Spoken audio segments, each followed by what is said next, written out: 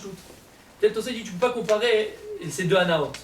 Une c'est anat à gouf, et une c'est anat, on va dire un nefesh. Quand on te dit ah zenéné, la picha la Gemara dit c'est quoi zenéné? Selon Tosfot, c'est pas cette picha là, c'est pas ça, c'est pas zenéné. Alors là-bas aussi t'es né de la Torah. Non. Quand la Gemara veut te dire ici quoi? Non, tu ne peux pas comparer ces deux anaot. La anaa que tu vas avoir c'est une anaa goufanite. Quand tu manges un aliment, c'est le gouf, c'est le corps qui profite. Mais quand tu vas manger un aliment, quand tu vas manger un aliment spirituel qui est Torah, ça c'est pas une anat gouf. Et donc anat gouf et anat nefesh, une profit du corps et le profit de l'âme, tu ne veux pas les comparer, tu peux faire un coach ken avec. Regarde que ça le tam, c'est ça la picha entre guillemets qu'il aurait eu Tosfot dans le Gemara. Et pour être Messayem, on va terminer. Hein? Dans la Gemara chez nous. Chez Kenéné. Il a fait ça, c'est ça. C'est une picha de chez nous dans la Gemara. Non, on a dit Tosfot il n'a pas le tam. D'accord? C'est pas le cas. C'est quoi le tam que vous pensez? Hein? On n'a pas compris c'est quoi le tam que vous Le tam, c'est ce que je viens de dire. On va apprendre Bracha les Fanav de l'Acharav. Chez Kenéné, les deux Néné. Deux nines, c'est quoi pourquoi ça marche pas le pire? C'est quoi le tam de Tosfot? Pourquoi le Kabbalah ne mange pas? C'est quoi? On n'a pas compris. C'est quoi? Vous avez dit Tosfot il est né l'âme, le tam pourquoi le Kabbalah ne mange pas? Ah oui, Mechila, d'accord, ok, oui. Non, Mechila, ce que je voulais dire, Mechila, Tazak. Ce que je voulais dire, c'est pour ça que Tosfot il n'amène pas le tam, la chita. Il ne veut pas dire pourquoi j'ai gagné. Il dit là-bas, c'est pas la même réponse la Gemara, c'est pas cette picha là. Parce que tout ce que l'avant dit pardon, tout ce qu'on te dit là-bas, c'est Néné, Mechila, j'ai pas fini. Là-bas, c'est normal que tu dises chez Néné, mais c'est quoi la Kavana chez Néné? Chez Néné, parce que là c'est Goufo, là c'est le corps qui profite, là c'est l'âme, c'est ça que veut dire la Gemara. Mais ici il n'y a pas de rapport. Non, au contraire, c'est. Les deux ils sont Néné. Et donc c'est pas ce Ta'am là qui aurait Tosfot, c'est ça que je veux dire. Le Ta'am, ce sera pas celui-là. Le but il dit pas c'est quoi le Ta'am. Mais ce serait pas celui-là en tout cas. Voilà, Mechila. D'après Rachid, chez Kenéné, c'est quoi? Ça veut dire d'après Rachid, c'est que chez Kenéné, c'est chez Ken Savéa. Il a fait, pas pour ça. Il n'est pas Savéa avant. D'après Zazouat, chez Kenéné, il profite. Celui-là, il va profiter dans 2 secondes. Exactement. Mais le Ta'am on ne connaît pas. Pour terminer un match, il a encore. Vous avez une minute? Une minute? Pour terminer comme ça? Un match. J'essaie de le faire avec Kitson Nimratz, parce que c'est tellement. C'est très joli. Juste pour revenir au début de la Gemara. Donc la Gemara nous dit qu'est-ce que c'est. Rachid nous dit, donc la Mishnah nous dit que sur les pérotes italiennes, sur les fruits de l'arbre, qu'est-ce qu'on fait comme bracha? Boré peri, aetz. Sur les fruits de l'arbre. Elle dit excepté le yaïn. Le yaïn, on ne fait pas cette bracha là. On fait boré geffen. Après on te dit sur les Adama, Priota Aretz, Priaretz, sur les fruits de la terre, on fait Boré Pri Adama, sur la terre. Chutz mina lechem, qu'on dit à Motsi. Rachid, qu'est-ce qu'il nous dit? Regarde Rachid. Chutz mina yain. Rachid nous explique. Pourquoi mettre Chutz mina yain? Pour accepter le vin, qu'on ne fait pas la bracha de. Alors, c'est des raisins, ça vient de là. Non, on fait Agefen. Rachid nous dit Shemito, Hashivuto, Kabulo, Bracha, Eleatzamo. Il dit Rachid, de par son importance, on lui a fixé, ils lui ont fixé une bracha pour lui-même. Vechenapat, la même chose pour le pain. D'accord? Vous vous rappelez ce qu'on avait dit? On avait fait un diouk dans Rashi. Pourquoi Rashi? Tout simplement, tu mets les deux ensemble. On voit dans la Mishnah que les deux ils ont une Rashivut. Parce que les deux ils ont été sortis. Les deux c'est une exception. D'accord? Alors, Rashi aurait dû dire, Jibra Matril, Ketsan Matril, Chutz Minayin, après tu dis Chutz Minapat, les deux en même temps. Et qu'est-ce qu'il aurait dit Rashi? Shemitoch Hashivutan, au pluriel. Parce qu'ils sont Chashuvim. Kabulahem bracha latzman. Alors on a fait une bracha pour eux. D'accord? On voit que Rashi il te dit d'abord le yaïn, il dit Vechenapat. Il t'exclut le pas du yaïn. Qu'est-ce qu'il y a? Pourquoi? T'as la Mishnah. Mets-moi tout ensemble. Et Rashi il est là chaque fois, bien sûr, comme on sait. Chaque mot dans Rashi, il a une kavana précise. Alors comme on a voulu expliquer, après Baruch Hashem on a trouvé dans Rabbeinu Yonah, on a voulu expliquer que finalement Rashi vient te dire attention. Si je t'écris les deux en même temps, on aurait pu comprendre que quoi? Que le yaïn, que le vin, et le pâte et le pain, ils ont exactement la même chashivut. C'est les mêmes. Il vient Rashi, il dit attention, ils n'ont pas la même chashivut. Les deux, ils ont une importance selon leur catégorie. Le yaïn par rapport au geffen, par rapport à l'arbre. Et le pain, le chita par rapport au blé, par rapport à la dama, par rapport à la terre. Mais il existe toujours une différence entre le vin et le pain dans la chashivut, dans l'importance. C'est pour ça que Rashi, il t'exclut Vechenapat du yaïn. Et après, on avait trouvé une femme, Rabbi Yechiel, Baruch Hashem, Mamash Vesiata Dishmael, on avait trouvé dans Rabbeinu Yonah, écoutez bien ce qu'il y a Rabbeinu Yonah, c'est extraordinaire. Tu vas me dire, c'est quoi la chashivut? C'est quoi la chashivut du yaïn par rapport au pain. Regarde ce qu'il dit Rabbeinu Yonah, c'est Nifla. Il dit Rabbeinu Yonah, Chutz mina yaïn. Écoute bien Rabbi Yosef, ça va te plaire, ça va te plaire. Il dit Rabbeinu Yonah, Mipne shehayayin, kevan shemichamat hashinui chashuv yoter, kovea bracha leatzmo. Il dit puisque le yaïn, par le chinouille, c'est quoi le chinouille? Changement. Par le changement qu'on va procéder à ces raisins et qu'on va en faire du quoi? Du vin, il est chashuv yoter, il est plus important et donc ils ont fixé les chachamim bracha pour lui tout seul. Kedvesh bagmara, des chamra saïd ou mesameach, parce que le vin il rassasie et il rend joyeux, comme il y a écrit, ve'im misamach leva benosh. Le vin, il rend le cœur de l'homme joyeux. Ve'lechem leva benosh isad. Et dans le passage il y a écrit quoi? Que le pain, il rassasie. Loba lemaet shena yain soed, ça va te dire que le yain n'est pas soed. Et la rikama, c'est ça que ça veut te dire. Chamra saïd ou mesameach, ne'ama mas'et saïd, sumuche le mesameach. Il vient t'apprendre que le vin, il a deux propriétés. Il te rassasie et en plus il te rend joyeux. Alors que le pain, il te rassasie mais il te rend pas joyeux. Maintenant on comprend, Rachid. T'aurais pu comprendre que le yain et le vin et le pain, c'est pareil, ils ont la même importance. Rachid, dis attention, ils n'ont pas la même importance. Et d'où tu vois qu'ils sont différents dans le Chashivut? Parce que le yain, il a deux propriétés. Non seulement il rassasie, en plus il rend joyeux. Alors que le pain, qu'est-ce qu'il a? Il rassasie, mais il rend pas joyeux. C'est pour ça que Rachid t'exclut, Vechanapat du yain. Ne pense pas que c'est les deux, c'est la même chose. Mais Afshar, les Dayek, ou là, il y a Rabbeinu Yonah. Rabbeinu Yonah dit c'est quoi qui donne la Chashivut à la chose? Rabbeinu Yonah dit que le yain, donc la Gemara, Rachid, que le vin et le pain, ils sont chashuvim, ils sont importants. Et qu'est-ce qu'il nous dit? Qu'est-ce qui rend son importance au yain par exemple? Et le pain séparé. Le yain, on voit qu'il y a une importance plus. Qu'est-ce qu'il dit? C'est ce que tu as dit? Le chinouille. Il nous dit que le chinouille que tu fais dedans, regarde ce qu'il dit. Le chinouille que tu fais dedans, par le changement que tu vas faire procéder à ces raisins-là, que tu vas les rendre en vin, ce chinouille-là, cette transformation, voilà, cherchez le mot transformation, elle le rend plus chashouv. D'accord, Michael? Je vous pose la question, quel rapport? Prends une basket, t'en fais un réveil, ouais! Non, mais des fois on voit que c'est moins chashouv en plus. On presse un fruit, c'est moins. Il y a fait méode. Et a priori, quand tu fais un chinouille, ça paraît beaucoup moins important que quand c'est à l'état brut.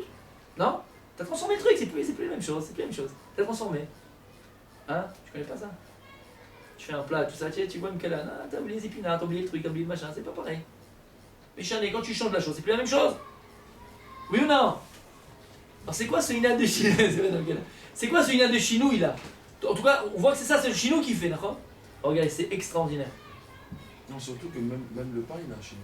Même le pain, mais bon, quand je donne le yain, c'est dans le pain aussi. Hein. Le pain, c'est quoi? C'est un chinouille. On dit que même dans le pain, hein, c'est ça serait ça aussi la chashivut, c'est le chinou que tu fais dans la chose. C'était du blé, t'en rends du pain. Non, peut-être que c'est pas à cause du chinois qui est chashouv. Du fait qu'après le chinois, c'est plus chashouv. Mais là, tu aurais pu être chashouv. Mais dans ce cas-là, comme après le chinois, c'est plus chashouv, on a gagné notre bracha. Mais donc c'est le chinou qui a fait. Oui, mais ça veut dire. C'est pas à cause du chinois, c'est pas parce qu'il y a un chinois que c'est plus chashouv. Il y a un chinois, c'est vrai. Mais dans ce cas-là, la chose est plus chashouva. Dans ce cas-là, mais bon, Gérard, j'entends ce que tu dis. Ok. On va essayer de dire autre chose. Parachat Hashavua, parachat qui t'etse. L'orgue d'Eléo que j'ai amené ici, et moi je termine, ouais, que t'as vu, il dit quelque chose d'extraordinaire. Il y a un midrash sur la parachat Hashavua, il y a qui liviatren, il est rochecha. Qui liviatren, il est rochecha. C'est dans Michelet. C'est quoi qui liviatren, il est rochecha? Parce qu'elle est une grâce sur ta tête. Il dit, dans le Midrash, il ramène. Akadosh Baruch Hu, il a donné à l'homme l'évaïak tout au long de sa vie. Akadosh Baruch Hu, il a donné à l'homme, c'est quoi une lévaïa? Un accompagnement tout au long de sa vie. C'est quoi cette lévaïa qu'il y a? Il dit Midrash, mitzvot, c'est que je vous attends, la Adam, toutes les mitzvot, tous les ordres que Dieu il a donné à l'homme, c'est une lévaïa pour l'homme tout au long de sa vie. C'est un accompagnement tout au long de la vie. Il y a écrit dans la parashat Hashavua, si tu vas avoir une maison, tu fais un maaké. Si tu as une maison, tu dois faire un. Comment on appelle un maaké? Une barrière, hein, excusez-moi pour le français. Si maintenant tu as un champ, il y a écrit tu prends ton âne et ton. L'autre, ta roche, sort. Vraiment, qu'il aille. Tu pas de faire deux animaux qui ne sont pas la même espèce. Si maintenant tu as un champ et tu vas le cultiver, qu'est-ce que tu vas faire? Tu dois laisser pour le pauvre, pour l'almana, pour la guerre, pour la veuve. Si maintenant tu as une pâte, qu'est-ce que tu dois faire avec cette pâte-là? La Issa, il y a la chala, tu dois prélever la chala, la trouma. Si tu mets un habit sur toi à 4 ans, qu'est-ce que tu dois faire? Je mets des tzitzit, et ainsi de suite. Les midrash, il faut le voir là-bas sur place. J'en mets pas de toutes les mitzvot qui accompagnent finalement l'homme tout au long de sa vie. Et quand je parle tout au long de sa vie, à tous les instants de ta vie, des mitzvot, mais la Bible. Qui les traîne les rochecha. Kadosh Baruch Hu, il t'a donné un accompagnement pour toute ta vie. C'est quoi? C'est les mitzvot. Tout ce que l'homme il va faire dans la vie, dans le monde, dans la vie, il est accompagné par les mitzvot. Il explique là-bas le Orgedelia ou quelque chose d'extraordinaire. Je me dis Bekitsour, mais c'est assez long, mais vraiment Bekitsour, extraordinaire. Il dit pourquoi finalement les mitzvot elles sont venues ici. Arrête, toutes les mitzvot qu'on parle, toutes ces lois qu'on parle, c'est quoi? T'as un champ, tu dois laisser pour les pauvres. T'as un champ, tu peux pas associer deux espèces qui sont différentes. Tu vas prendre deux animaux qui sont différents. Si t'as une maison, tu la mets à maquet. Il dit, c'est quoi toutes ces mitzvot? C'est sur des maasim que l'homme fait. L'homme dans sa vie va accomplir des actes de tous les jours, qui peuvent nous paraître des actes naturels. Tu as un terrain, tu laboures, tu as des vaches, tu prends le lait, tu traites le lait, tu as la laine, tu as des naissances dans ton troupeau, il faut donner maaser. C'est des choses qui sont normales. Tu vas t'acheter un habit, c'est normal. D'accord? Tu récoltes, c'est normal. Tu fais de la pâte pour manger, c'est normal. C'est des actes qui sont a priori naturels. Et que l'homme il fait tout au long de sa vie, d'accord? Il dit à Kadosh Baruch Hu, qu'est-ce qu'il a fait? L'homme, par l'acte que tu vas accomplir, tu peux te détacher complètement des Kadosh Baruch Hu. L'acte qui gashmi, il peut te rendre complètement gashmi. Cet acte que tu accomplis, qui est complètement matériel, il peut te rendre toi-même complètement matériel. Qu'est-ce qu'il a fait à Kadosh Baruch Hu? Dans chaque acte que l'homme il va accomplir, qu'est-ce qu'il va associer? Une mitzvah. Pourquoi Kadosh Baruch Hu, dans chaque acte que l'homme il va accomplir, il va faire une mitzvah? Pour finalement comprendre que l'acte qui te paraît gashmi, finalement, sa source même, c'est une source spirituelle. Tout ce qu'il y a dans ce monde-là, tu as une terre, c'est Akadosh Baruch Hu. Tu as des enfants, il y a une brite, il y a ceci, il y a un pidion, acheté quand il est 30 jours, c'est Akadosh Baruch Hu. Tu te maries, c'est Akadosh Baruch Hu. Tu as une voiture, c'est Akadosh Baruch Hu. Tu es dans ton business, c'est Akadosh Baruch Hu. Tu as un habit, c'est Akadosh Baruch Hu. Si tu le fais l'acte au niveau pur, tu oublies Akadosh Baruch Hu. Akadosh Baruch Hu, qu'est-ce qu'il a fait? Il a fait en sorte que dans chaque acte que tu vas faire, tu as une mitzvah. Pourquoi? Qui va traîner rochecha. Il dit c'est quoi le roche? Le roche c'est le shoresh, c'est la racine. C'est quoi la racine? Pour ne pas oublier le shoresh de chaque chose, la racine de chaque chose. La racine de chaque chose c'est quoi? C'est pas ce que tu es en train de manger, c'est pas ce que tu es en train de faire, c'est Akadosh Baruch Hu. Le roche de chaque chose, c'est Akadosh Baruch Hu. Il explique là-bas et pourquoi c'est cachot, maintenant vous allez comprendre. Et finalement, quand est-ce qu'un homme, il peut encore plus, à partir de ses actes, se détacher de Dieu? Vous savez quand? Pas quand il reçoit quelque chose de brut. Là, il a reçu un champ de blé, il n'a rien fait lui. Il a un champ de blé, c'est fait. Et quand l'homme il va récolter ce blé, il va prendre de l'eau, et il va prendre ce blé, il va faire de la farine, il va mélanger l'eau à la farine, qu'est-ce qui va ressortir de ça? Du pain. Qui c'est qui a fait le pain? C'est moi. C'est pas toi, Kadosh Baruch Hu. C'est-à-dire que quand tu vois que plus il y a un chinouille dans la bria, plus l'homme il va transformer ce que Dieu lui a donné, alors il y a plus de chances d'oublier Kadosh Baruch Hu. Parce que quand maintenant c'est quelque chose d'état brut, je peux toujours oublier Dieu. Et c'est quand même difficile. Bon, je comprends qu'il était là avant que je sois là. Il y avait quelqu'un qui l'a mis ici. Donc j'ai plus de chances de m'attacher à la chose, à Kadosh Baruch Hu lui-même. Mais si maintenant moi par mon acte, je vais transformer ce que j'ai reçu, et j'en fais quelque chose entre guillemets de nouveau, j'en fais du pain, ça n'existait pas le pain, c'est l'homme qui a créé le pain. Ça n'existait pas.